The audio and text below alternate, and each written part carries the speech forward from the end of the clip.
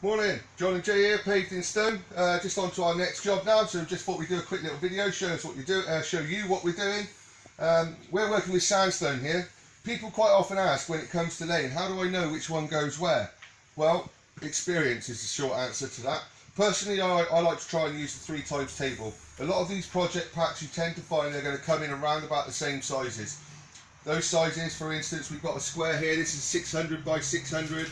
This would be a 600 by 900, a 300 by 600 and a 300 by 300. So we can see we can use the multiples of 3 there to try and work out our laying pattern.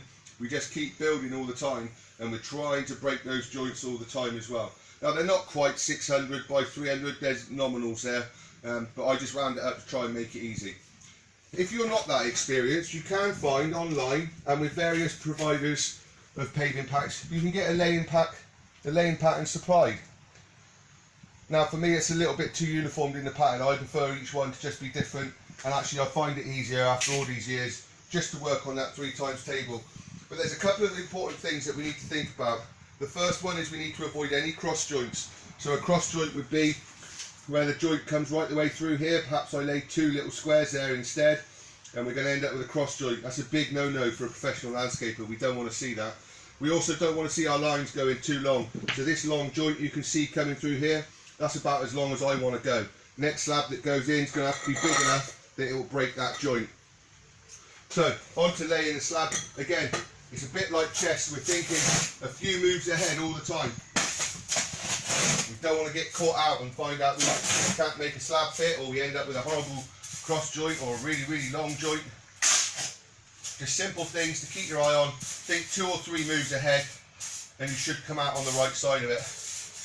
So in here, I can already see it's quite an easy little space for me to see that I can just fit a nice little 300 into there, and then the next one I can break the joint again. So just before I lay that slab, over here in my bucket I've got some SBR mixed with cement as a slurry primer.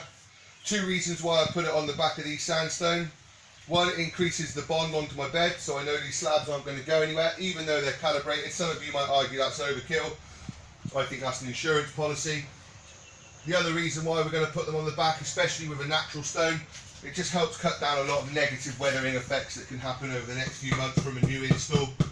By sealing the back of that slab, it will stop it from drawing out too much salt and mineral from the laying course below, and we should have happy customers. And there we are. Obviously we work our way through.